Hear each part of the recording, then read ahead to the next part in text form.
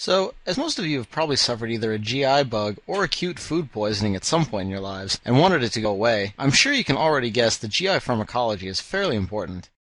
I know GI has been a fairly long chapter, so let's finish up the last bit and pass on through. Here you have an excellent diagram demonstrating the site of action of most of the drugs we're about to discuss, many of which have already come up in the lecture. We'll refer to this as we talk about the individual drug classes. Histamine H2 receptor blockers are an important class of medications. You're likely to confuse them with histamine H1 receptor antagonists, so a mnemonic that may help you is table for 2, since these are the GI drugs you use for eating. Also there's the mnemonic take H2 blockers before you dine, D-I-N-E, to recall the suffix that is common to all these drugs, D-I-N-E. We have 4 drugs to mention: cimetidine, ranitidine, famotidine, and nizatidine. These all work by reversibly antagonizing the H2 receptors, which results in decreased acid secretion by the parietal cells. Clinically, these are used for peptic ulcers, gastritis, and mild esophageal reflux. So if they help prevent mild esophageal reflux, what precancerous state would they also prevent? That's right, Barrett's esophagus. However, cimetidine in particular has a number of toxicities. It's a potent cytochrome P450 inhibitor. It also has anti-androgenic effects, including gynecomastia, and can cause confusion, dizziness, and headaches upon crossing the blood-brain barrier. Of note, it also can cross the placenta. Along with ranitidine, it can also decrease creatinine excretion. The other drugs in this class do not share these effects. The proton pump inhibitors, or PPIs, as we discussed during the physiology section, are really excellent drugs because instead of blocking one of several routes that stimulates the parietal cell, they inhibit the single exit route for acid.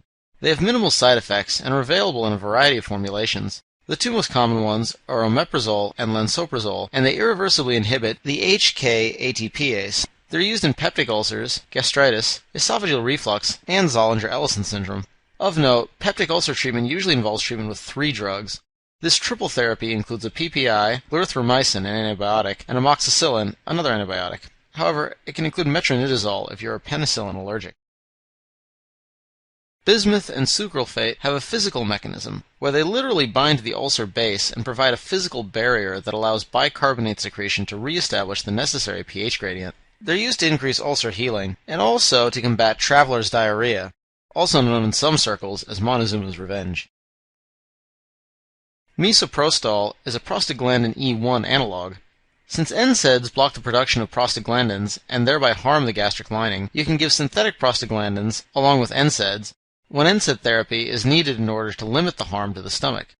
Misoprostol increases the production and increases the secretion of the gastric mucus barrier. It also decreases acid production. Just to round out your understanding, and we'll get to this a little bit later, but another way to circumvent the GI side effects of NSAIDs is to give a selective COX-2 inhibitor, such as celecoxib, which leaves the gastric mucosa unaffected. Look for more on this in the musculoskeletal chapter.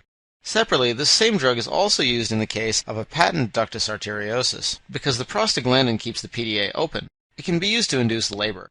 The major side effect is diarrhea, and it's also contraindicated in women of childbearing age because it's also an abortifacient.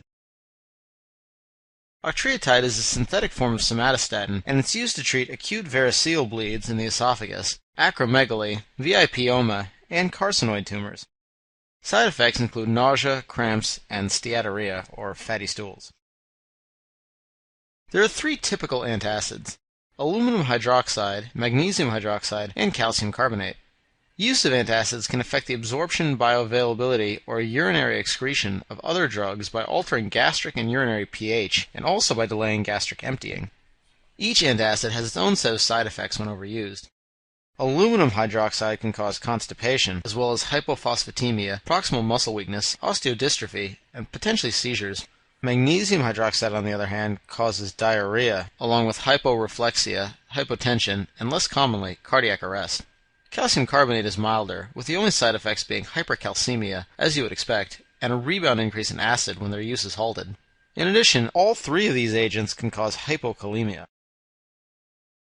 Another commonly used class of drugs in treatment of chronic constipation are the osmotic laxatives. They exert their function by creating an osmotic load in the gut lumen to draw water out. There are a few notable examples which include magnesium hydroxide, magnesium citrate, polyethylene glycol, and lactulose. The latter of these, lactulose, is particularly important since it can be used to treat hepatic encephalopathy, since gut flora degrade it into metabolites that promote nitrogen excretion as ammonium ions. However, since these work via an osmotic mechanism, side effects most notably include diarrhea and dehydration. In those that abuse these drugs, harmful electrolyte abnormalities can result.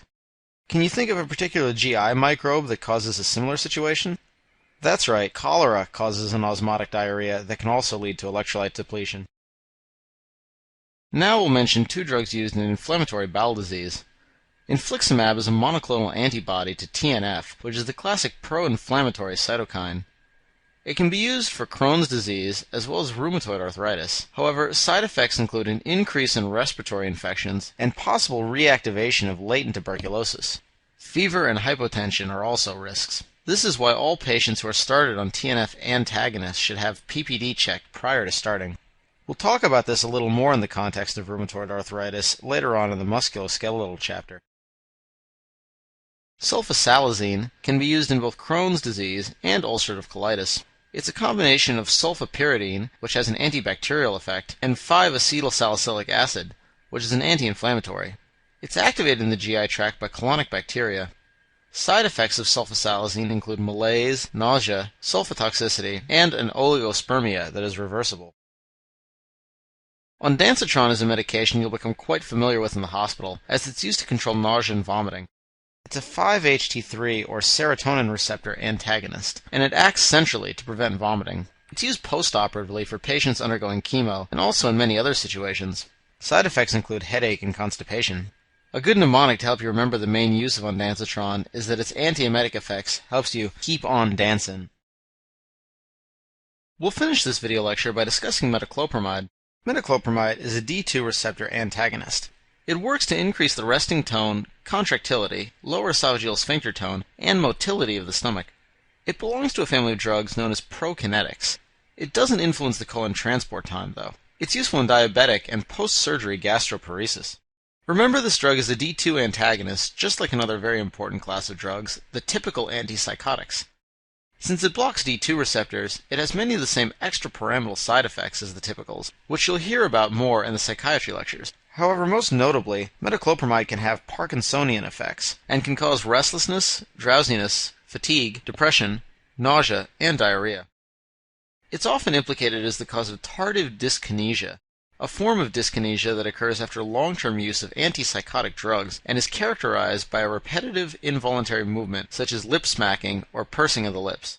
Speaking of Parkinson's and antipsychotics, these drugs' relationship to metoclopramide is a good example of a larger concept in pharmacology. It involves being careful about giving multiple drugs that have the same side effects, alter the same pathways, or act on the same receptors. Another good example of this concept is avoiding giving multiple drugs that cause vasodilation, such as nitroglycerin and erectile dysfunction drugs, because their additive effects can lead to a drop in blood pressure.